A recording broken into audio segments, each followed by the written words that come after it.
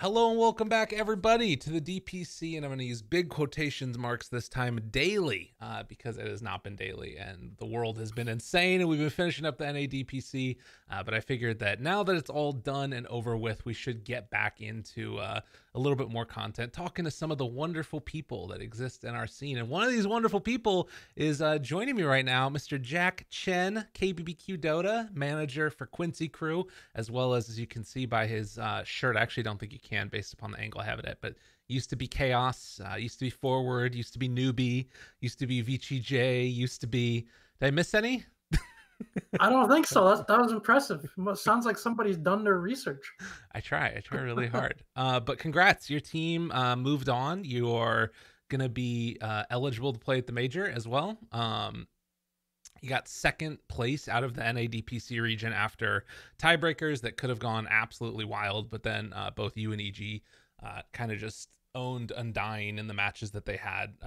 Didn't feel like it was quite, I think, what a lot of people were expecting or possibly hoping for. But how you guys feeling about right now your performances and obviously the tiebreakers? You were in first position going into it. Sucks to get dropped back down after that last match that, obviously there was the drop match against Undying, which sort of set all of that up. I think we felt more, I would say, relief than jubilation. Okay. For all the reasons you mentioned, like we were in the driver's seat for a little bit. We felt that all the work and time we put in was paying off, and we should be able to maintain that sort of favorites position. But you're dealing with a different set of things sometimes when you're favorite versus you're up and coming or you're underdog. It's all different things to deal with. I don't think we played particularly well or up to our standards for like the last week or so. So I don't think like anybody, like nobody was like super jubilant or excited that we qualified. It wasn't like, yeah, hell yeah. It wasn't like one of those. It was more of those like sigh of relief, like we made it through, but we got some things to work on clearly. Because we don't think we played well, obviously, with the Undying series or with the tiebreaker. We feel like, we got the early game that we wanted against EG, but weren't able to transition it. And then the last game against Undying was there was some pretty, like Monka sweaty palm stuff happening like halfway through the game that almost brought it back. So, yeah, I think it's, obviously make majors great. Can't ever take these things for granted, but generally, it's not like we're overjoyed that we're in that position. It's really interesting, right? Because you talk about that sort of, and when you say that you have to deal with different things when you're the favorite versus the underdog, I'm assuming that, I mean, some of that obviously is external with teams looking at you differently and preparing for you more, but some of it I would have to imagine is also internal for some of the players and the way that they approach the game. Yeah, for sure. And when I say favorite, I don't mean that like, I think most people still expect EG to be the best I team expected you, Jack. in the region and the Kings of it. So like, until we prove ourselves. So of course, like in that sense, we're still, we still have like a lot to prove. Right. What I mean is people expect you to take care of business and to win. And you're right. Absolutely. There's internal expectations with that too. I mean, you try to tell, I try to tell players, you try to tune some of that stuff out. A lot of them take sort of measures to do that so they are not too affected by external expectations, but that varies from person to person. Some people will pay more attention to what's being said and, what the discussion is. And then, yes, internally, you said that's absolutely huge. Like we have a certain bar for, where our standards are, how we expect to perform, how we regard other teams. Expectations is always sort of something to think about. It's like a slippery slope because there's a lot of situations where they can do more harm than good, even internally. But at the same time, you're gonna have them regardless in a certain place. And so, our expectations were to finish strong and secure the top seed, and we did not succeed in doing that. So, yeah, I would say that's contributed to sort of the the atmosphere after we qualified. Yeah, totally. Well, and I think that it's like you say, a really fine line to walk too, because you had that great series against Evil Geniuses. The games were all so good. They were a ton of fun to watch. It got to the point where like, people were styling out. They were looking really good, and you could get like, at least when I was watching the games, I felt like I got a sense of joy out of your team for playing well and like owning and like looking really good. And that's, to me, that feels like it's simultaneously not something that you want to like step away from as a manager. If like your team is feeling good, that's really, you know, it's important. Like keeping morale up is tough. But how, I guess that's a question that maybe presupposes that had an impact on your later matches.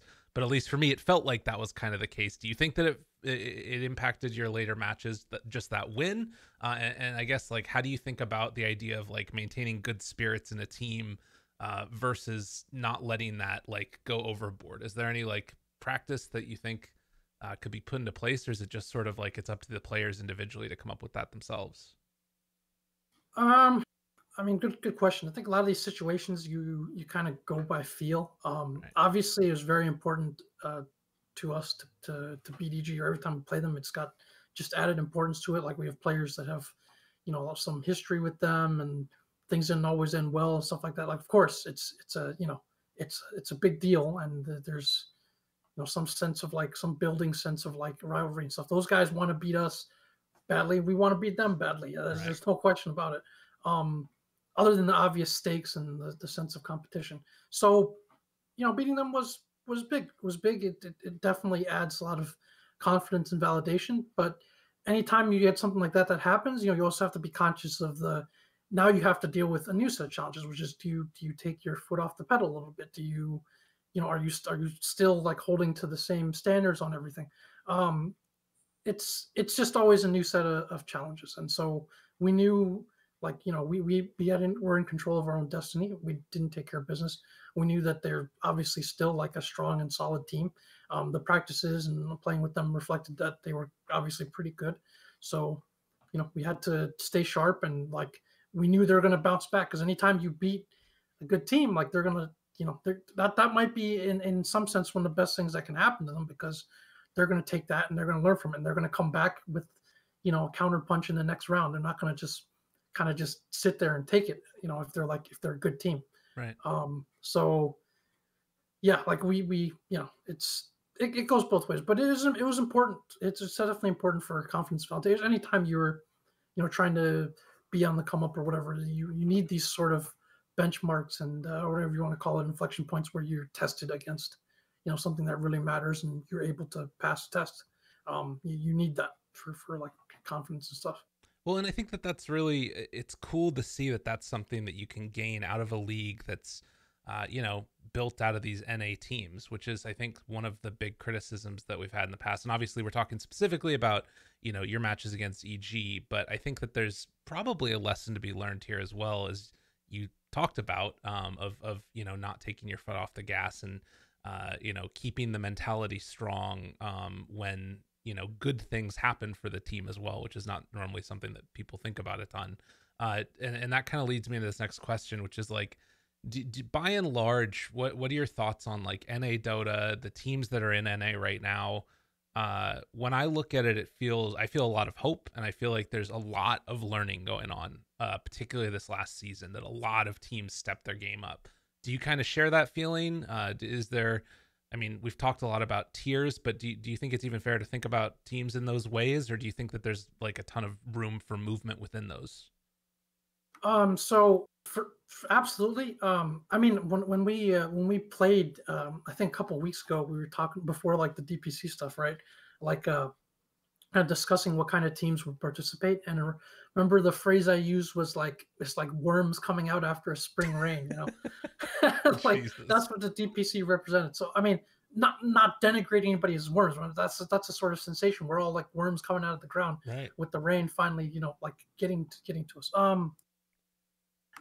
For sure, because what ends up happening is when you have a competitive circuit with stakes and with stuff that everyone wants to play for, you have guaranteed competition, and you have organized competition against which people can test themselves. And this is one of the best parts of the DPC system over the years, has been when they made the strongest teams in the regions play qualifiers and did away with invites, because now those teams have to play everybody else, and those are opportunities for those other teams to test themselves, to iterate on whatever like issues they might have, you know, like to become better and to learn. And you saw that throughout the course of the season. I think, you know, our players have talked about it. They thought teams like Black and Yellow, teams like A team, a lot of these opponents, like they learned and improved, and they got guaranteed access to competition that meant something. Whereas if you left it, maybe purely in the hands of third party, or in the past you had invites, those teams might not even get opportunities to practice, because normally, like, you're probably less inclined, if you're a top team, to like play them or scrim with them. So it definitely helped. And then also you saw a lot of like new players, sort of newer teams, new blood. Like you saw just these stacks form, which you knew was going to happen. Like fairly strong stacks or good teams, and there's like a lot of some level of like hope and growth for at least some of those teams. So on that front, of course, DPC is better than no DPC. Of course, stakes are better than no stakes. I think that's good to like kind of show that there's still people here who play, and there's still people who want to compete, and that even a team of like highly accomplished players and former TI winners, like has to still kind of find their footing and maintain their place in the top division. Just to remind people, it wasn't that long ago, the last major of COVID, that a team captained by PPD and that had Lelis and Universe, who's now retired, took the third major slot out of Europe. So right. There's talent here. There's teams and there's people here capable of making a splash. Totally, it's something to watch for. And I guess that is something that we'll probably talk about more as well as time goes on. But NA and sort of SA kind of have that duality with them, since a lot of the pubs end up being played against each other as well. It feels like, at least. So I guess that this kind of leads me, we're talking about these teams and the way that you're playing against everybody else in the region and gain that opportunity to that naturally leads into like, how did you feel about the format of this DPC? Did you feel like it was it sort of accomplished its mission? Was there anything that you felt like was sort of missing from it? We've heard some people talk about like potentially have 2 rounds where you play against each team twice, or other situations regarding like the relegation, where you have, instead of just having the bottom 2 teams drop out, you have the bottom 2 teams play the top 2 teams of the next of the lower division. Was there anything that really sort of stood out to you as either A, you really liked about this most recent league, or B, things that you felt like could have a little bit of improvement? I was critical at the start because I just felt that there weren't enough games being played. Mm-hmm. So from a fan perspective, I think if you're like a general Dota fan, it's nice because there are games going on around the clock, and you don't really have to like pick and choose too much, like to watch. I mean, you only have so many hours of consciousness in a day, but like you can pretty much watch Dota anytime, right? Yeah. It's not like it's overloaded where during a traditional qualifier, it's kind of all just packed together, and you really have to like either stay up or choose or whatever to take it all in. So that's nice that it's kind of spread out. One of the things that I didn't like at the start was just the inherent volatility of it. I think so you end up with so many tiebreakers because you're not playing that many games to decide like the differences between teams, right? And so on from one point of view, that's exciting and it's cool and great to have a qualifier day, but I think from a team and player and even org point of view, it's less exciting. It's not necessarily great, because your level of volatility has just increased. Like you're talking about the margins for you going to the major or not is 1 game, right? Or it's like a best of 1. Like I don't think players or whoever think that's ideal, that it comes down to best of 1s. Nobody, I don't think any, like on a team or player side, is excited about that. Maybe fans like it. Some fans certainly do. So, I mean, one solution to that, people have suggested, is more games, like a second round of games. So, from a team point of view, that reduces the sort of variance on stuff, mm-hmm. and it just more matches that sponsors and orgs can sell and get exposure. Another possibility I'd like to throw in the pot is, what if you're going to do 1 series, what if you're running best of 5s instead of best of 3s? What if you were counting the sort of individual game scores as part of your like tiebreakers, so that every game still does matter and you still can't drop games in series or whatever, but like then like the game score also matters as a tiebreaker after the series score. These are all just sort of small tweaks that I think reduce the variance a little bit. But there's always an argument of the higher variance you have, the more volatility you have, the more exciting and crazy stuff can happen, and vice versa. So yeah, it kind of depends. I think some things that I was critical or afraid of probably weren't entirely correct, or they proved themselves to be better than I thought. But then I also think that I mean, we'll get to this topic on the other front. If you look at how the sponsorship situation has gone and stuff like that, I think it's been pretty accurate. Unfortunately, it's been sort of how people projected it to be. Yeah, well, and I think just real quickly to sort of get back at that before we move on, you sort of talk about the volatility, and it reminds me of, like, again, we're in NA, so it reminds me of like the NFL as opposed to the NBA, right?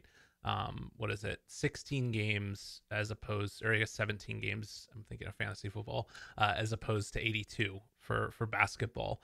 And there is a big difference there too. Like, those games matter a ton in the NFL. Everybody gets excited for it. They get to go and play it.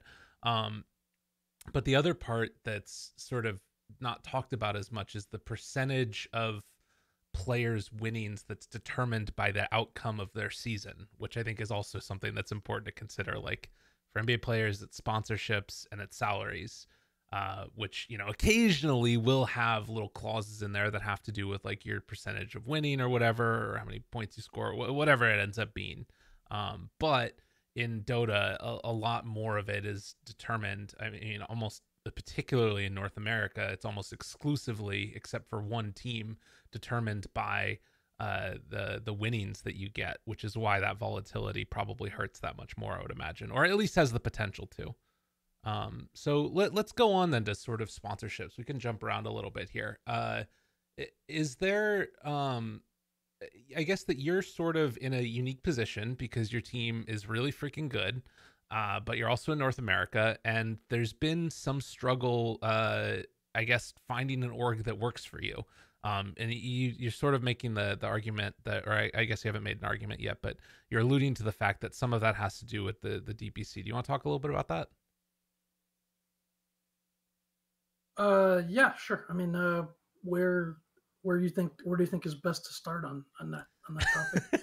This is the big question, is that I'm sort of wondering about it, right? Because there's a lot of different ways that we can go with this. And I guess that the first part that I would ask I'll just tell you our relative situation, just point blank. In every previous season, when the season was about to start, so after TI and people's contracts are up and looking at possible new orgs and stuff, there's a lot of interest. There's a lot of people reaching out. There's a lot of talks that reach the sort of offer stage, right, where you're like actually talking about the hard numbers and what can be offered and things like that. This season, there's been only one conversation that's reached even remotely the offer stage, and that offer was about 30%, I think, of what we had gotten on Chaos, with like less, of like the support that Chaos provided. And when you say support, what do you mean by that?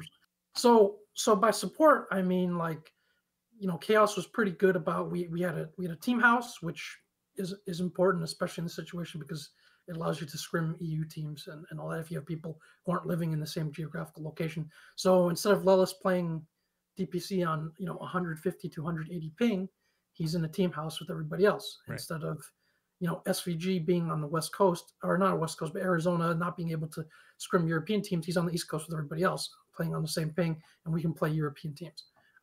That's something that is harder to sort and figure out, obviously, because of COVID. That's not really, you can't really blame that on like just the circuit or the ecosystem, right. I think it's just a hard problem to solve. But yeah, that is the only talk we've had that has even really reached the offer stage.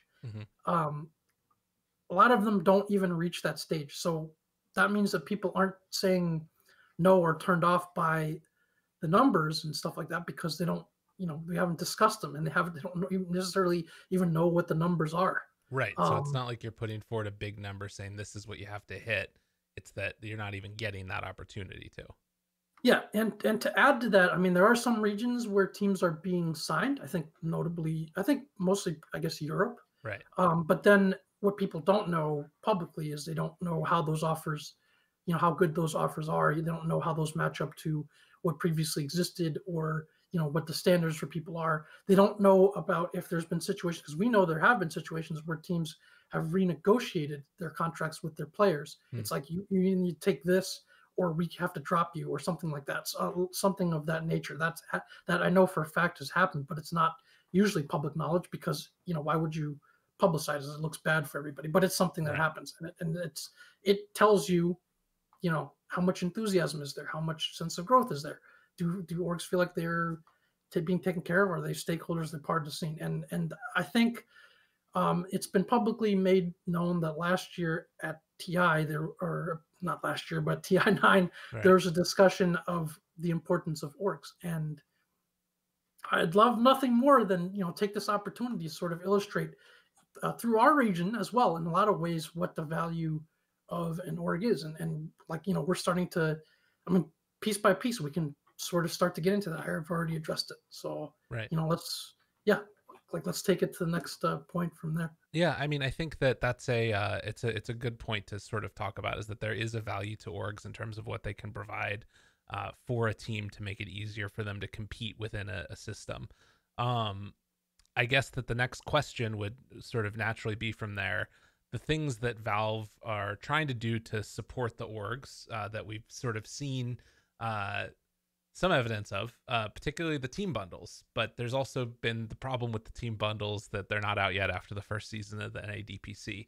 Do you want to talk at all about what your team's approach has been to the team bundle? What sort of, I guess, not information any information that you can make sort of public about it, and what sort of your hopes were for it, I guess? Sure. It was one of those. It was announced, and it seemed interesting. Like from my point of view, like I obviously had a lot of sort of criticism or skepticism of the system, but I thought this was one of the cooler and more sort of innovative and smarter things that they did, because they're giving you an opportunity to sell yourself directly, like, to the fans, right? So they're saying that they believe that if that's what the org's value is, to kind of monetize or leverage the support of fans, why don't we just give you a vessel by which you can do that directly? And that's a smart possible solution to it, right? It's ingenious. So I think we, like most teams, we didn't really have a budget, but we reached out to like basically the community, and like asked the community to help. And we've had shout out to Gabe Betrago. He's the guy who did our logo a couple months ago. And like, so we've had people who've been able to help us with some of these bits and pieces, and we recorded our voice lines and stuff. And then over the course of a couple of weeks, we submitted all of our assets and things like that. But there were certainly a lot of questions during this process, because it's not easy when you're taking submissions from so many teams. It's not easy to implement it, I'm sure, on the back end, make sure everything runs smoothly, get all the legal and all the processing, the payments and all that stuff done. It's definitely not a small task. Right.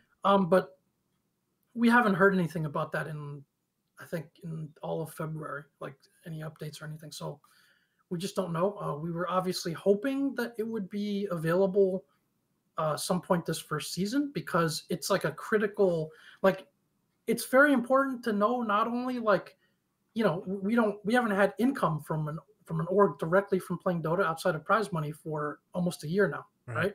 So it's, not just for income, but it's important to know, like, how much fan support is there? Can we do this better? How valuable is this piece of the puzzle? Right. How valuable is this piece of the puzzle to potential orgs? And a host of other, like, smaller sort of questions and things. But we don't have any data or information, because there hasn't been any, and it hasn't been implemented. So, we don't know.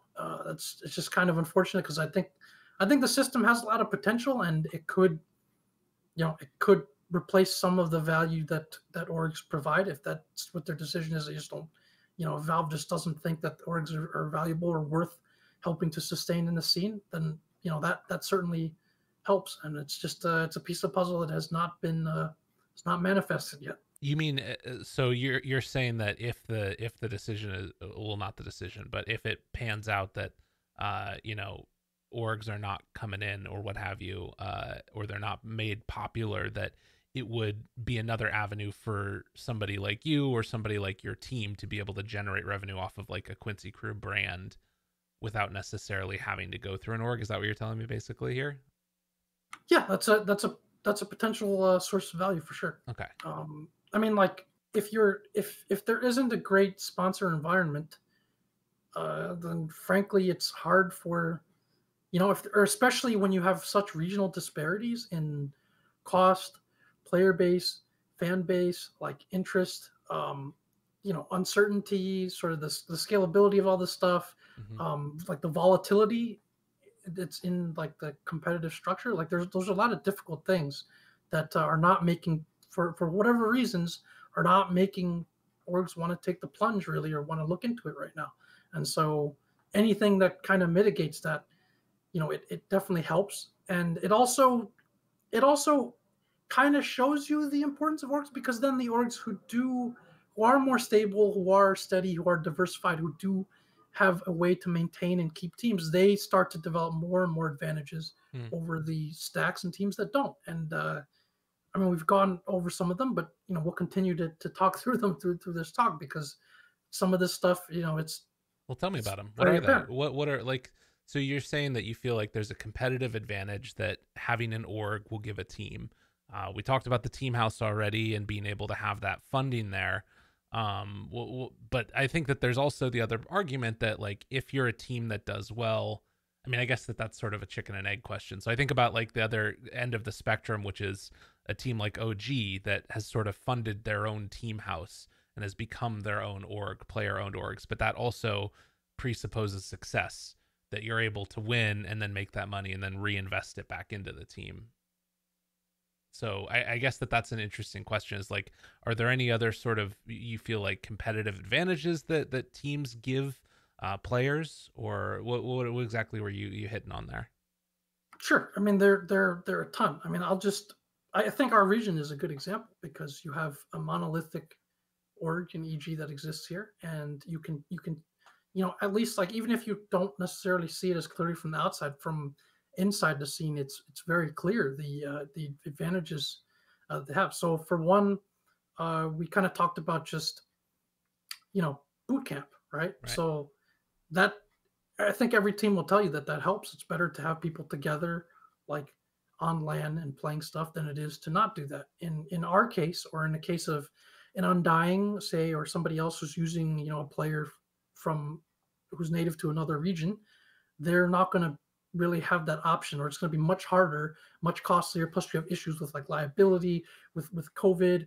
There's no salary, all that stuff, with like getting people to one spot to play in the qualifier, right? So if you're EG, you can fly these two players from Southeast Asia over here, and they can play, and like in the same geographical location. And so if you also have options from there too, because let's say you qualify for the major, and I mean, I believe the players are going back home to see, but like, that whole process with the support, with the resources, being able to play with, if they wanted to, let's say the major was in Europe, if they wanted to stay here, or they were able to stay here, like now you have a place that you can boot camp and scrim European teams, and maybe some other team that has people in South America or in the western half of the continent doesn't have that option, right? Yeah. Or it's like a direct cost to players. I mean, it's one of those things where fundamentally, in theory, when you have an org that takes stock of that takes charge of promotion,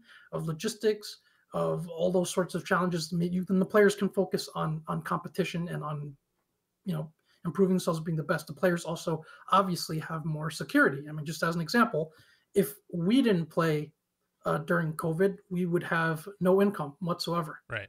Yeah. But EG, for various reasons, they can choose not to play in any North American events during that entire stretch after the first like few months.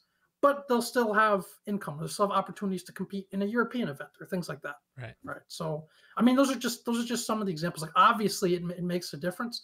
And these sorts of things add up because there's other little factors too. But I guess we'll go piece by piece. Well, and I guess that I just want to sort of get back to that again, because there is an interesting dynamic there where you talk about like the competitive advantage that you get as a team that's an org that has backing behind it. But there's also the other side of that, which is that you need to be successful to be able to attract an org. But now the thing that we're seeing is your team has been successful and it's still not attracting orgs. So where do you think that comes from? What is there a specific place? Is it just COVID? Is it the structure of the DPC? Like, is it the fact that we're sort of unclear about TI still? What do you think it is that's going on? It's a mixture. COVID definitely didn't help. COVID is nobody's fault directly in the scene or anything, but COVID definitely didn't help. Yeah. Because if any esports structure was more vulnerable to COVID, I think it was ours, right? Because we didn't have like the league set up. We were very much like a golf or a tennis, except for team sports, because you're traveling around the world to play for prize purses. You don't have leagues and circuits set up until like really this season. But beyond that, I think, I mean, there's been plenty of evidence or talk about this already. Like, it's not been a great ecosystem for them for a long time to begin with. Again, there's so much volatility. Mm-hmm. Players have a lot of freedom and power, which isn't necessarily a bad thing, but that also often comes at the expense of org's agency and org's ability to sort of make decisions. If you want an org or whatever to invest, there has to be a belief in growth, and they want growth and stability, right? Because that's return on investment if you're gonna do that. Right. Is there growth? I mean, a lot of cases or if you look just by the numbers, things that not really. In a lot of ways, I think that the TI prize pool has certainly grown, right, but the access to it and the volatility of it has also increased quite a bit, right? Like, yeah. We were talking about sort of the relegation and promotion stuff. A lot of the narrative with that, especially over in Europe and other places, is again, you're increasingly playing for. If you're a top team, you're increasingly playing for a lottery ticket to TI. That's what you're playing for. And so with the volatility of that increasing, now, you might have one or two series swing your way across one of the 2 seasons that you have the entire year, and you might not be able to go to TI anymore, right? So what mitigates the loss of that, or the level of risk that is? There's not much. Like, there's not much in the way of either sponsorship or inducement or returns that people can see, or stability even that mitigates that the level of risk. So I mean, I think that's a general sort of well, and I guess I think it's a really interesting point of view too, right? Because a lot of people want access to the space that I think esports inhabits. I'm just imagining that that's whiskey that you're drinking right now, by the way. Just guzzling it down. I can tell it definitely looks that way, and I definitely sort of like that it looks that way, but it's not. It's okay. Not. I'm not just driven to drinking the day after we qualify. Guys, feet up, we're back. No, but I think that there's like there's a lot of people that want access to like the demographics that esports hits, right? And that Dota kind of hits as well. Young people, there's like all this talk going on now about like cord cutters, people that are our generation that just aren't watching cable news, aren't watching cable TV, aren't watching any of that stuff. And they want like to be able to get into that market a little bit. And there are now a lot of other ways to do it besides just esports, it feels like. And esports, particularly Dota, might be one of the riskiest, as you mentioned. So if the risk is going up and the return, like you're talking about, of like access to those eyeballs of advertisers is sort of the same, it just ends up looking a little bit weird, which I can sort of pick up what you're putting down there. But I guess that the other thing that has to do with this that we can talk a little bit about is that we've been talking mainly about like North America, the region. It is a worldwide sport, but we're having people that are coming in from other places as well.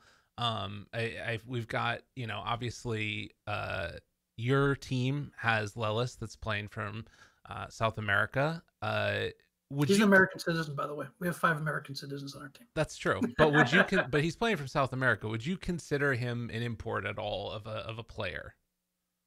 Yeah, I think so. I think because he hasn't traditionally competed in our scene directly, yeah, I'd probably consider him a bit. I mean, I wouldn't apply the argument just to say that because he's an American citizen that, you know, he's like a traditional North American player. But he is an American citizen, so right. Yeah. Well, but so this is something that I think is kind of interesting, right? Like, so you would apply that to probably Abed and Ice, right?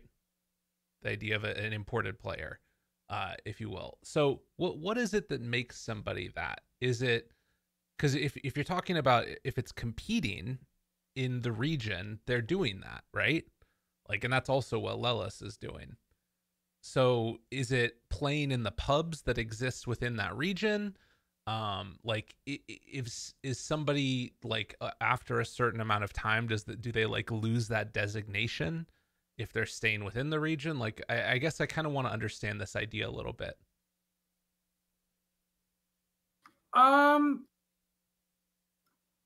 Maybe. I mean, you can. I mean, I think this is how it works in some other games, right? Maybe there's a number of years that you have to be in a spot to not be considered an import. I mean, I know that teams in many different sports or games have like import rules, but I mean, maybe it's basically it's pretty nebulous. It's pretty subjective sort of determination of do you consider this person as representative of the region, and if the answer is no, like how much of that is, you know, either acceptable for whatever you want to call it, for competitive integrity, for growing the region itself. I mean, two of my players were on the team that was disqualified from South America, and so I mean, I guess if we're going to consider Lelis an import, then in that situation we have to consider him a native player, right? And then so what, like, you know, and then there's a blog post that talked about things. The line I remember most and think about a lot is nurture the region. So you're expected to be there. It says on this DPC you're expected to live there. You're expected to therefore contribute to the region. You represent it. You live there. You practice there. You play there. So you're giving something back to the players and the other teams and the community there. And so the question, you know, is where's that line reasonably drawn? Right. And I think so. So obviously the big team here that people have talked about for a bit is EG, right? Yeah. So this actually, I would think it's probably best to think about this from another angle that goes under the umbrella of the sort of org advantage. So so the question becomes, is it possible for EG to be in violation of, or to not represent North America, or to be in violation of North American rules? Like that's the question that really I think should be asked. Okay, so explain what you mean by that. So what I mean by that is what would EG have to do that to be in violation of the spirit? Obviously not the letter of the law, because the letter of the law isn't defined. To be in violation of the spirit of region rules. Do you feel like they're coming close to it at all? That's a different question for everyone to some extent. But I'd like to just ask you, or like, what do you think a team would have to do to be, or what do you think EG specifically would have to do to be in violation of those rules? I think that the sort of big question is, as you said, taking the spirit of the rules, because as you said, there isn't a letter of the law. If they were doing things that were sort of intentionally, like, sort of holding back a region, I guess, because there's sort of a thing in there, right? If you're playing in the pubs that are intention is very difficult to put as a standard. You're not gonna know what people's, there's no provable standard there usually most of the time. Well, but I think that you can sort of see it through actions, right? Like, let's say for instance that they were unwilling to scrim any team in North America and then like didn't play NA pubs. So the only time that you saw them playing was when they were in competitive games. To me, that feels like it's a situation where they're no longer nurturing the region. Does that sort of feel like it jives with what you're talking about there? Because I Sure. think I mean, hypothetically that's a topic to think about. Yeah. hypothetically you could have 5 NA players that are doing that same action and would not be nurturing the region. And I think that has less to do with imports and more about like the team's relationship with the rest of the region. So during periods where they're here and they're qualifying and they're playing, Right. like, of course they're going to play. They don't have a choice, right? Like, yeah, or they can still choose not to do that, but like they're going to play NA pubs and scrim NA teams because just by time zone and isolation alone from other geographical reasons, like they have to do that, right? yes.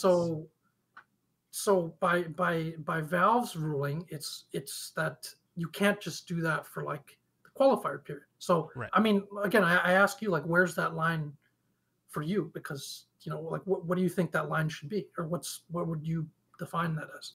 Well, I think that for myself at least, it's as long as they're playing in pubs, as long as they're scrimming with teams, as long as they're like sort of adding value to the region by virtue of their competition and them being there and making the region stronger, and like you know, even little things, right? Like, so I think that one thing that we've seen a lot this season is that there's been an increase in the number of like sort of smaller to medium sized streamers in North America that play on these Division 1 teams, and it feels like it's been kind of a revitalization of the North American pub scene a little bit. And occasionally, like, you know, you pop into these streams and you see Ice doing some weird build, trying something out that's new, and like he's sort of adding, I don't know, something to the region there, right? Like there's something about having superstars from other regions come in, and also you've got more C fans that are now watching North American Dota because they want to watch Abed or Ice. So I think that. But that's not avoidable if the person's going to be in the region for a qualify. Like, that's exactly. going to happen no matter what if the person's So you're saying that they need to be here. They need to be here, and they need to be playing here. So I guess technically, I don't think they actually have to be in the region as long as they're playing in the region. That to me is the most important thing, is that they're playing within the region. Because I think that, like, I mean, okay, but that's not avoidable as long as they're here. Exactly. Right? So okay. So what's your like boundary on that? About like, what? Do they have to be here a certain amount of time? Do they? Because again, this is where it gets sticky. Yeah, because by Valve's own stated thing, you cannot just, like, I could make the same argument for Quinn and Lellis. I could make those same arguments for Quinn and Lellis when they're in South America, right? Yeah. They bring fans and recognition and popularity. They're considered, like, not superstars, but relatively speaking, like, they're considered star players from what at the time was considered a better region. Yeah. Right. And when they're there, they're going to be playing with people there and scrimming with teams there because they're there. Right. Yeah, agreed. And I think that that's sort of the truth of the matter. Cause like, I think that that's fine too. I think that that's okay. So part of the reason that we're having this conversation, all you people out there, is because I think that there is like a little bit of frustration that I've been feeling from certain people within the NAC, not saying Jack specifically, but other people around like a couple of the things that went on where like Crit hasn't really been in NA all that much. Ice like immediately after qualifying says he's heading back home. And I think that actually is all okay. I actually don't have a problem with it. And I feel like might be a bit of a controversial take for some people, but what's the difference between that and like if like a team doesn't scrim during the off time and like goes and travels for a vacation somewhere else? You know what I mean? So logically, I just want to be clear. I just want to kind of keep ducks in a row because this argument can go to a lot of different places. So You're saying that there isn't a line by which EG can be in violation of region rules, as long as they are playing when the NADPC is going on and they're like, you know, playing pubs in North America as well. Yeah, I think that any team would, as long as they're playing in NADPC, scrimming teams that are from NA, and then also like playing pubs, I think it's fine. Okay, I mean, so you're entitled to your opinion. That's fine. No. I'm saying because I bring up. But this is again, the thing. This is why I want to have you on, because you probably have a different opinion than me. Well, it's not just that. I'm trying to use what your baselines are to frame this discussion, because you're saying that it's not. You're basically saying that you don't think it should be, or it's not possible for them to be in violation of region rules, because where else would they be classified as an org? They've always been an NA org. They've always competed here, right? Yeah. So do you think that what Quinn and that team did in South America is allowed or should be allowed? I think that as long as they are playing within that region during the time period, and pubbing there and trying to, like, sort of scrim and be invested in it during that time period, then yeah, I think that should be fine. Which the question is, was that what they were doing? So yeah. Well, I mean, they were there. They were there, and they were like scrimming and practicing and playing pubs there. Right. So that is what they were doing, isn't it? And I mean, they came back after the qualifiers. I'd have to look back through it again. Isn't that like the same thing? I think that one of the differences might be, again, that organizational support that you talk about. Right? So the difference is the org, then, is what you're saying. No, that's not the only difference. I think that to some extent there's also like this question of does a team, like, is there an investment for the long term? Do you get what I mean? Like that an org presupposes an investment for a long term because they're based in an area. If their org was based in South America. Right. Well, yes, it's true. And I mean, I guess that's sort of the question, right? Is like, do they is Pain X like sort of still maintaining that same level, right? Is it that you're trying to go there and remain there long term? You get what I mean? Like, are the players going there to try and remain there long term? But then that's in intention that you like. Again, that starts to enter the realm of intention. Right. If they're an SA org and they continue to and have always been an SA org, right, and they continue to and have had SA teams and and like players, and they're trying to import star talent from another region, how is that conceptually different? I'm not sure. It's the same thing, isn't it? Yeah, I guess it could be considered the same type of thing. And like the point that I'm trying to get at there is not so much like what anyone thinks about EG in the situation, is that is another clear example of the way I think about it is that's a clear example of org advantage. Because if you have an org that is seen as stable, invested in the scene, commands a large, and fanatical fan base, as EG does, as they've earned, and is taking players from the best players from other regions that they can bring in, then what you're saying in effect is they are immune to those sorts of issues, and that is yet another advantage of an org. And in fact, it's an advantage of an established org versus a newer or smaller one, isn't it? But I don't know if that's necessarily because Pain doesn't get that sort of association or benefit of the doubt when they did that. Well, so I think that there's a couple of things that we need to unpack here. First of all, the organization that was created was Pain X, right? So they created an offshoot. It wasn't that they were pulling them in for the main Pain Gaming roster. They were pulling them in for Pain X, which is a separate entity, right? Like, I mean, it's the same thing, but it's like, it is a little bit different. Also, if I'm remembering right, was this during a different NADPC time period before the most recent rules were outlined? Is that right? I feel like it was.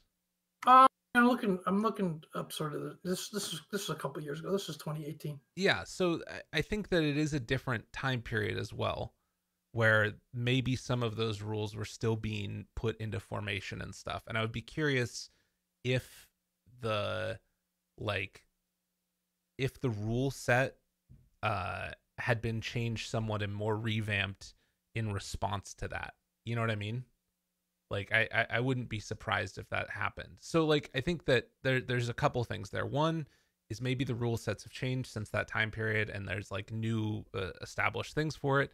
And two, the idea of like Evil Geniuses is bringing these players into the fold to their main organization. They're not just like creating this offshoot to quickly try and sponsor a team that's going to come in and try and like ring the qualifiers. You get what I mean there? Like, so I think that there is a little bit of nuance here. It's not just strictly a situation of these rules were followed for EG and they weren't followed for Pain. You get what I mean? Yeah, I see what you're saying. It's not apples to apples. I mean, I think the timing of it is actually that I think they were signed to that team before, actually. Okay. It looks like before. It says created in September. Okay.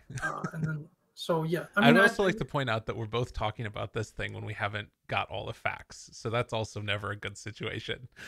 I mean, yes, that's true. But I think like for me, the point I want to get across there is that I think for you and for a sizable part of the community and fan base, right, it's pretty much impossible for EG to not be considered an NA team, right? Like they could go sign 4 Chinese players tomorrow, and would their fans turn on them? Would they not be considered NA? Would they be forced to play in China? Like I don't think so. I don't think any of those things would happen. And so my only point there is not just, it's not up to us to decide if that's in violation, but it's like I don't think it's possible. And so since it's not possible, I think that's an advantage, right? And if we're talking about orgs and things that they bring, that are advanced, that would be one of them. If you're an org that is established and entrenched and considered like endemic to a region, right? Like this is a benefit of the doubt situation on securing slots and importing talent that you get that maybe somebody else doesn't. So I think that I have a couple of like issues with that framing of it as well. And again, this is where we're going to differ, and that's perfectly fine, as you mentioned as well. When I kind of hear you say that, there's like sort of a part of me that gets like sort of my back hair standing up, where I'm like, ugh, I don't like this. I don't like what I'm hearing, which is like this idea that it's implied in that is that it's somehow a bad thing if 4 Chinese players get signed to Evil Geniuses if they think that that's their best chance to win, right? And I get that there's an idea that you want to have a team represent a region and players that are from that region. But the other thing to keep in mind is that this is like esports. This is Dota. The name of our like main tournament is the International. And like, I think a lot of times what ends up sort of subtly happening, and again, not saying at all that this is what you're talking about, but there can be sometimes like a light xenophobic tilt to some of these things that we have, where like, and again, I think back to like that one idiot guy that like was posting all over North American forums saying that like Beast Coasts were, you remember the like post that came out like at the beginning of the season, where like occasionally there can be this desire to like protect a region and be like, hey, we're awesome, let's try and build this up. But that like, if you're talking about like pulling in talent from other places, like I think that part of the reason that NA has gotten stronger is also because you have people that are coming from outside the region playing within it, and there's a value to that. And then the question is, okay, to what extent, when does it turn the corner from being like a value of adding new players to the region versus like taking value away from the region? And I don't think that we've hit that point this season. I think that we've added a lot to the region this season by virtue sometimes of having those players from outside of it come and play and compete. Okay, that's a fair point. I mean, it's interesting that you see this more in the light of xenophobia and not in the light of the haves taking away opportunities from the have-nots, which I thought you might be more sensitive to in a different way. But it's interesting, Gabe. It's interesting that you've chosen one lens over the other. It's true. Interesting how that works. Well, again, but it's not the point. There's only so many seats at this private school called the International, and your zone district that happens to not be performing so well, but these kids from the other districts are going to come. Nobody's going to know what you're talking about, Jack. Interesting that's not the lens that you're thinking about. No, I'm half joking, but there's an argument to be made for that. That other people coming in does bring value. Yeah, there's there's a fair argument there. I think that, and again, I don't think that any of the like sort of serious minds that are working in Dota right now are gonna take the idea of like, stay out of our country type of thing. But I think that like it's important to keep in perspective that like there is a reason that the teams are pulling those players in, which is that they're good players and they want them to do well and they feel like they'll give them a better chance of winning. But that having that player compete means that the region as a whole gets better. And like each of the individual players that, maybe isn't on that list is going to have to compete harder to be able to earn their spot and to get there. But it also, competition breeds excellence. And we've got, I personally think that we have 4 really good teams. I think that Zoomers kind of got dealt a bit of a crappy hand, and they've been like dropped down to like sort of people are saying that they're outside of the tier of what is a good team, but I don't think that's true. I think that they're also up there, and they're also very, very good. They had a really close series with Undying where they lost 2-1. But I think that like we've got a lot of homegrown talent. We got talent that's coming in from outside, and all of the best teams in the world are very internationally built. So Gabe, let me just ask you something. So this obviously would be pulling from a biased small sample size. Okay. But if you were to ask other professional players here if they felt, what the help or harm ratio was, or if that was a positive or net positive or net negative, what do you think those players would say?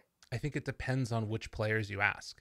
I think that the players that are competing in Division 1, they would probably, a lot of them would say it's been a harm. I think that some of the players competing in Division 2, they might be saying it's a positive. That would be my guess. Does that seem fair? You know what, Gabe? Let's go ask them. you want to ask them? Just go talk to them. All right, I'm gonna do. I would like to do some interviews. I think casters. I think a lot of casters, commentators in general. I mean, this is one thing I noticed as well that also piqued my curiosity. Don't talk enough to players and teams. Totally, and they should do that more. And so, I've made an active effort to try and not get into as many conversations with players because I find that like it creates biases a little bit in my casting where I like a player a lot, and then it's like hard for me to get as excited casting when I see them losing. It feels That's bad, and that can be a bit of a problem, I think. And the other problem is that like almost all the players I talk to I like, so it's just when I see them losing, it sort of sucks a little bit. But I think that it would be good to get in more contact with them. I think that that's part of what I'm going to be looking to do over the next little while is do more of these type of interviews, but have it with players instead. So you think that most of the players will have seen this as a negative? You think that it's a problem for them? They're upset about it? Yeah, because I think the on some of these things the line has to be drawn somewhere. Like like they'll probably tell you, of course, when they're playing qualifiers, they're here and they're playing here. But then, there are large periods of time where teams don't really want to discriminate teams because they have access to Europe. There's large periods of time where they're not here and they don't participate in, or they don't participate in many of the tournaments that happen here that would grow the region, that would add their sort of fan base and exposure to the region, other team sponsorships. There's a lot of situations where like that, where that's just not happening, where the only tournament they play in for the last half of the year is a European tournament. Right. Or like, yeah. So I mean, obviously the player perspective is going to be biased in a sense by the fact that they're losing something directly from that as well, because as long as EG is a good team of international players, that's going to happen. So of course their interests are being directly harmed in that way. But I think if like those are things that have to be. So there's a line somewhere for them. Like this year it was just defined as they need to live in the region. So what does that mean? Like where do you think that line should be? Because do you consider being here for qualifiers living in the region? Probably not. I know Valve by their own stated standards does not consider that to be the case. A different set of standards. But then the question is like, but then it raises other questions. It's like how you can't force somebody to just always be in one place, right? So where's the line? How much time does it have to be? Obviously, there's COVID, so maybe Crit wanted to be here.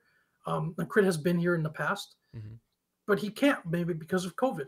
So, like then you have to think about potentially things like intention, potentially things like was the due process gone through? Was you giving benefit of the doubt because they've been here? And my ultimate point on those things from here, obviously it's not defined. These things usually aren't defined for a reason, because if you don't define something, there are no expectations and accountability to which you can be held, and you can stay to the letter of the law instead of, the spirit of the law instead of the letter of the law. But they're not defined and they're not clear, and ultimately that usually gives a benefit of doubt or advantage to an org, and it is just yet another kind of on this bullet point of how that's a competitive advantage for an org and why orgs are important. Okay, so that I think that seems fair. Again, a couple things I would draw issue with, but I don't need to necessarily bring them all back up again. And I will be doing those talks with the players hopefully over the next little bit. So that brings us to, I think, like the final idea here. I talked a lot about how I have a lot of hope for North American Dota and it to get better and it to do well in general. And I also have a lot of hope just for Dota as a whole going forward. There's a couple of things that, just in general, I'm an optimistic person, but beyond that also, there's the anime that's coming out, which I know you're excited for. But that's going to be a fun one. Interesting interpretation. I know that you don't care at all, but I'm excited for it. I don't really watch much anime beyond like the old Dragon Ball Z stuff that went on there, but I think that it's going to bring more viewership to it. We've seen more and more of those, like, I'm leaving League of Legends, I'm going to start playing Dota posts. But beyond that, I think that there is a boom that's going on across the world with people picking up video games more often again. And I think much like what happened with Rainbow Six Siege, it's possible. Sorry, Gabe, the funniest, I can't resist, because the funniest reaction I've seen so far to the Dragon's Blood, I forget who, but someone tweeted like, can't wait for Dragon Knight to destroy his items when Mirana misses an arrow. Yeah, exactly. When you brought up all this enthusiasm and excitement about playing the game and stuff, I couldn't help but think of that. That cracked me up. It was a great one. But I guess the thing that I kind of want to bring up is that, like, I think about like what happened with Rainbow Six Siege a little bit, right? And it was this sort of game that came out, didn't have a great launch, but then they started to make changes to it. They started to update things. They started to make it better. And it sort of has been having a burgeoning like renaissance that exists within it. And it's been getting more and more sort of seen as an esport and the strength of it there. The thing for me with Dota is that it's just such a good game. It's so well made. There's so much depth to it. And I think that it's just felt a little bit inaccessible at times, whether that's via the tutorial or whether that's via just like people moving on or whatever. But like, I think that the genre is still good. I think the game is still good. The competitive scene is amazing. Even though we have like declining player base, we've got, viewership numbers that are still up there. They're still pretty high for like a non-major. We're getting pretty good numbers for a lot of these DPC events. I think that there's a potential for Dota to sort of have another boom over the next several years. And I think that all it needs is sort of an inciting event. And if, as there are rumor mills going around right now, there's a chance that we might have an updated tutorial paired together with this this anime event that's coming out around Netflix, I think we could have a pretty big influx of people to either play the game or watch the game, or orgs that are like, hey, maybe I'll take another look at this. What do you think? Yeah, that sounds well and good. And then when they get on our shores, it's gonna be like those those like nature films where like all the turtles hatch and they're just getting like eaten up before they get into the ocean. It's gonna be like that, like they're all gonna hatch and then there's gonna be like a Smurf with a gigantic club waiting for them, right? And then it's gonna be whack-a-mole, and like maybe a few of those little turtlings or whatever they're called make it into the ocean and join the pool of the rest of us, crusty old turtles that are still here. But that's what I think of that. Okay. All right. No, in all seriousness, I mean, I hope it comes through. I hope it's done better. I hope it's like delivered on and polished. It does seem, it seems like such a Valve idea to do that. It's like an anime. It's like a hipster new value sort of idea. It's no. I'm serious. It's instead of like taking something that exists and then like iterating on it and refining it and then like polishing that to it's like, hey, someone come up with a cool new idea that sounds interesting, that allows us to use some of the best talent that's out there, that brings something new and different and new value to the situation. And they're like, oh, let's make an anime series. I mean, that's like, that to me like kind of encapsulates the spirit of Valve in a lot of ways. Like, that's how they decided to do that. But they do iterate on things. They iterate on things as well and make them better over time. I think that, to me, that's what I think of as the quintessential Valve thing, not just creating new ideas. Well, then, we're going to think of different things, game. Everybody's got a different word association that comes to mind when these topics come up. So okay, I have a lot of hope for it. You have a lot of hope for everything, Gabe. Perhaps the better question should be: is there a point at which Gabe Cruz loses hope or does not feel optimistic? Now, that's a pretty solid no right there, I think. I mean, we got pretty close this last year. I'm not gonna lie. Not necessarily. Yeah, it's life is crazy this last year. Well, we were talking about this because I don't think the DPC has been good for. Maybe I should be interviewing you, Gabe. I don't think the DPC has been good for casters and talent. I think that has been going downhill over the years. Well, when I say that I was sort of losing hope, I meant more in terms of like the world as opposed to just Dota. like, okay, just general, this miasma that we live in. No, I actually think that the DPC in a lot of ways has been good, and it's the needed change. And I would view these situations that we're going through now as growing pains, as opposed to sort of fatal flaws that exist within the system. So that's a long puberty phase that's happening here. No, but within this DPC leagues, this is our first season of the DPC leagues. That's what I'm talking about here, is that I think that this iteration of it, like, even again, from the point of view of like, not necessarily being able to get everything that we wanted out of the DPC season this time around, there's elements to it that were just so good. Like, I think specifically like working with BTS, the fact that the schedule was consistent. I knew what I was going to do. I was able to plan things in my life. I was able to sort of like, go out into the world and not have to be like waiting constantly for a call. It's like, can you get on a cast right now? Here's, 5 PNGs, just throw them up on stream. And then like quickly put together like a broadcasting, workflow thing, and then start casting immediately with no co-caster. Like that was the lives for people. I mean, so again, like there were periods of time. I remember in the lead up to the Manila Major, I worked more than I had ever worked before. Which again, on its surface sounds like really nice. There's a lot of work that you're putting in, but what in reality that meant was that I was casting from midnight until 8 in the morning, and then I would sleep for 4 hours, and then I'd cast another 8 hours then, and I'd sleep for 4 hours, and then it was midnight again.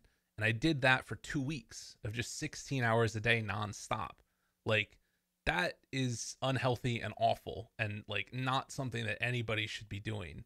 This now you have like a consistent schedule where the teams are playing, you can prep for the teams, you can know who's playing before you show up to your event, which is something that didn't happen before. Like that to me feels like it's the right direction to grow. And now the question is, how do we make sure this content is as good as it can be, and how do we monetize it? And I think that speaks to you, which is like, from your point of view, how do you think orgs are going to be attracted? Do you think that it can happen through the DPC? What changes do you think need to be made to like help build this revitalization of Dota that I'm foreseeing as before I get into any of that, I want to point out that those what you brought up was excellent points, and it's something that I like didn't really at times. You know, there's things that obviously that I miss or don't think about, or I'm just flat out wrong. And I think that there was a lot of value added to tournament organizers in this case, right? Because you have like a stable, you're handed the keys to a stable regional league. Right. You're not, you know, in a constant battle with other, you know, either qualifiers or other things to kind of figure that out. You just have your own little part of the kingdom, right? Yeah. And then you can build content off of that. BTS did a very good job of that. If you look at the Dakota pieces, the interviews, the Knoxville stuff, you know, they had a regular schedule for that every week. Like they did a nice job with that. I think that was definitely good.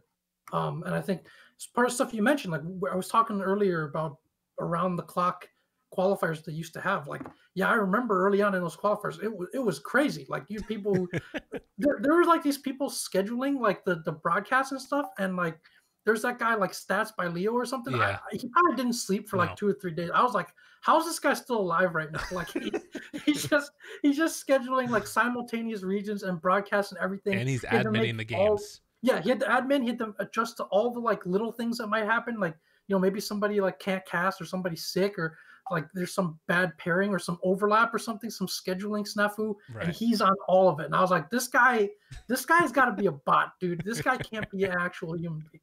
Yeah. So that is true. That's nice. That's good because it's much needed for organizers. I don't want to discount that, which I've made the mistake of doing in the past, not thinking of it as much from TO's point of view. Oh, Gabe's revenge. Gabe gets to crack back now, finally. I mean, I think the most prominent example of that is that from the position of our team, and I would say the middle class of teams, pro teams in Dota, the first season was probably unquestionably the best simply because the top teams couldn't take the entire pie. They couldn't. And when you play say everything.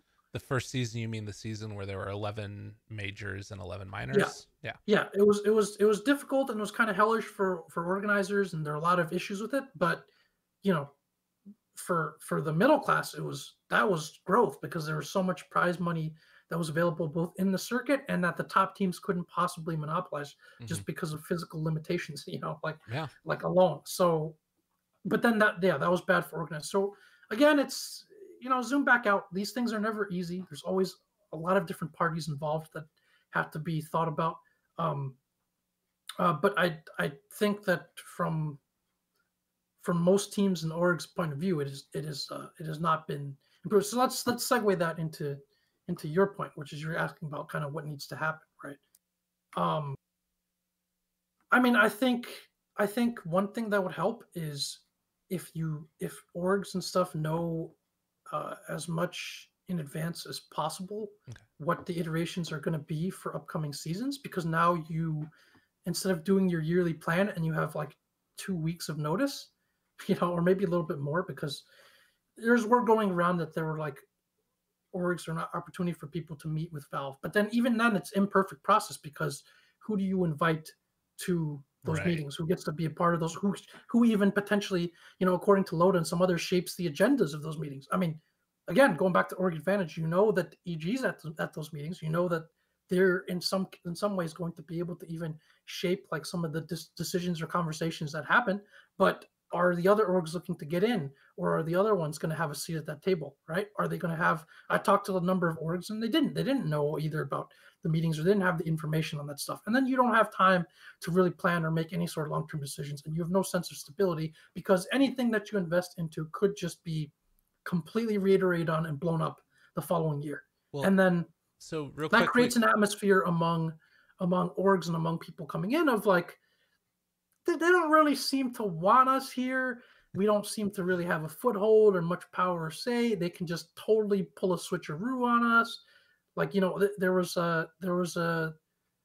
I think this is well publicized by now, so I could probably share it. But at TI8, there was a conversation with all the teams that was about gambling sponsors, right. And I think this one well publicized now, so I don't think I'm like leaking anything or exposing private information. But when that possible sudden change of direction was announced, 80% of the teams in the room were like, we can't pay the pills next season if you do that. Right. Like, because the ecosystem has made itself great for gamblers and gambling sponsors and all that stuff, but it's not made itself great for the other stuff, right? So I'm kind of rambling. I'm bringing a lot of different things, but like, you give people a chance to plan. You show them what you think works, what you're going to do. Mm-hmm. That always helps. I think, generally speaking, more opportunities to compete, prove yourself, reduces volatility and variance, and increases exposure because you're playing more. So instead of us playing, e.g., a total of 4 games this entire season, mm-hmm. Maybe it's just 2 series, or maybe it's a best of 5, whatever. Like, it's more, and then the EG brand and their value and all that stuff gets thrown into the pool a little bit more. Obviously, you run the risk of overexposure if you do it too much, right? But there's a certain volatility to the underexposure as well. So, which again, could be better for fans and stuff, but it's about finding not good for stability. It's about finding that right amount, definitely. And I think that's an important thing to keep in mind, is like figuring out where the line should be drawn. Real quickly, I did want to go back to one thing that you said, which again, I didn't necessarily take issue with, but I think that it's maybe not telling the whole story. And again, I don't have any insider info because I'm not at these meetings. But I can well imagine that if you're a company like Valve that has, this game that you're looking at and trying to figure out, how do I run the ecosystem, you might want to listen to the orgs that have been in the scene for longer, like an EG or like an Alliance or like a, LGD or whoever it ends up being, right? Like those like orgs that have been in the scene for a longer period of time, they have more investment in the longer future of Dota than maybe, again, not necessarily to throw out a team that, I mean, they're not in Dota, so like a Cloud9 or something, if Cloud9 quickly sponsors a team and then like gets to go to a meeting, to me it would make sense that a company that would maybe listen more to the org that's been around for a little bit longer. Yes, that's absolutely true, but I like that you brought that up, in fact, because that's a very logical conclusion to include the bigger stakeholders, and that also applies to when players, like when big name players get up at these meetings and talk. Mm-hmm. But the issue that potentially runs into is that you are now creating a loop whereby the teams that are already, and the teams and players that are already in the best position are having their interests listened to and served more than everyone else. Right. And so you've exacerbated the competitive advantage that exists there. So yeah. I mean, I'll give you an example of that based on that first season that I was talking about. If that meeting takes place, which it did, and if someone says at that meeting, we don't want to be flying around the world all the time, it's too much, we don't want to play, which also did happen at that meeting.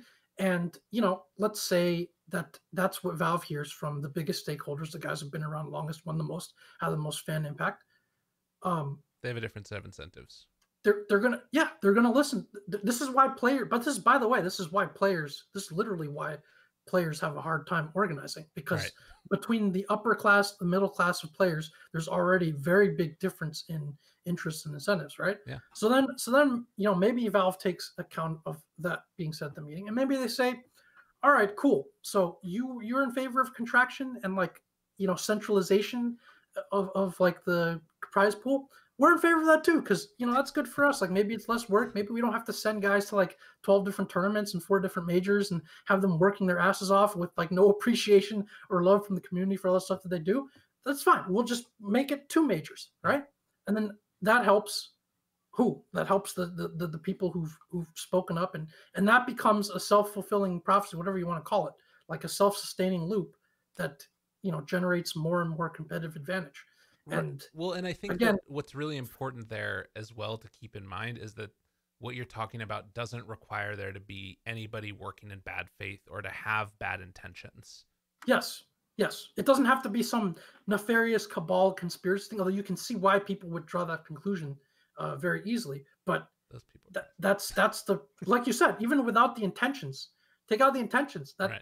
That's probably just what ends up happening, because they're going to make reasonable arguments that make sense, and they're going to be things that sound good, and they have a stake, they have a voice, they've been successful. If you're an EG, you brought the only ages that North America has. A lot of the their North American company, a lot of them are maybe on some level, like either personally or they're sort of fans, are happy for you because you represented North America. Of course you're going to have the bigger voice or seat at the table. But right? I think also that the important thing to keep in mind there is we're seeing some results that wouldn't necessarily favor that now, which sort of lends me the idea that, Valve are keeping those other considerations in mind. The fact that there are no direct invites to TI. You have to play through the DPC. You have to play in these leagues. You can't just get in off of the previous years. Yes, that's absolutely to their credit. The fact that they made it so that you can't get invited is against what some of the things was a great decision. And absolutely to their credit. There's situations where so what I'm hearing from you is you're just loving what's going on right now. You're very positive outlook on where we're headed. That's what I'm hearing from you. Gabe, I will say that I have sort of a, you know me, you know that I have sort of a justice complex, right? Like yeah. I try very much. He flames people in pubs. I try very much to be fair. I think it's like very important to me that things are fair. Yeah. And sometimes I can lose my way in talking about stuff because I'm not being, fair or considering the whole picture, because the fairness like outweighs other sliders for me. That's just very important to me. I think just in terms of overall values, I think for overall health of like the competitive integrity of a scene and stuff, like, and then therefore like growth and equality of access to opportunity for people within the scene, I think fairness is very important. And so I tend to be on the side of that. Okay. Well, I appreciate that. Jack Chen, KBBQDota. Thank you so much for joining me. I think we're gonna end it there. That's it. That's it, Gabe. That's it. You're just gonna let me have the last word like that? That's it. I'm gonna leave it off. You had a really great last word, and I think that's where we should leave it at. Is there anything else that you want to throw out there real quickly? A little bit of love to the fans, maybe, or telling people to go follow your players or something. Thank you for all your hard work this season. It was a pleasure listening to you say things like, our team is forever the bridesmaid and not the brides. It was very accurate. I don't know how much of this extra sleep that you got was used to prepare for just such brilliant lines to be used in the casting, but it was great. Shout out to BTS, to everybody who put together a solid presentation for the season. I do want to say that when it comes to like public voices and stuff, we obviously appreciate your support. I think there's some things that I think could be better. One of those things is, when someone does well or they're starting to, show stuff, like I think it'd be better if people are more supportive of teams doing well and the good things they're doing, instead of kind of looking for holes and, yes. and poking for holes and issues in like who's doing poorly or whoever lost or whatever, because it's hard. At the end of the day, it's an incredibly difficult, complex game. People are trying their best to compete. Also, I think that the community should realize, obviously, they have a lot of voice and power. In a sense, they are the only real mechanism by which Valve can make any of these sorts of decisions or be influenced. But at the same time, though, we do want to show the proper appreciation, because there are a lot of unsung heroes. I don't think it's an exaggeration to call them that at Valve, who work on these things around the year. Nobody never knows what they do, but some of us who have had the joy of and the privilege of being inside the scene have seen what they do at TIs, what they do getting ready for tournaments, with all the planning that goes into these things, all the thinking, all the legwork, all the little nuts and bolts that they make work. And there's a lot of people who will remain nameless. Nobody will know who they are, but they should be appreciated for all the work and stuff that they put in. So I'm often, of course, from like my position within the team, I'm often very critical of some of the things that happen and things that could be better. But there are people, again, trying very hard to do that and make that what it is. And at the end of the day, we we have, at least for the time being, we are committed to this, and we're trying to play for the lottery ticket, I guess, and solidify our sort of seat at the table, because this is what we love. This is what I love, this game and this whole opportunity and all that. So let's show some appreciation, but at the same time, let's be reasonable and uplifting. Let's try to let's be honest as well about the problems that exist. I like it. You leave me feeling very warm and fuzzy, Mr. KBBQDota. Everybody go give him a follow. Yeah, wait till we play some pubs, bro. Oh, God, it's going to be bad. Have a good one, everybody, and we'll see you guys next time.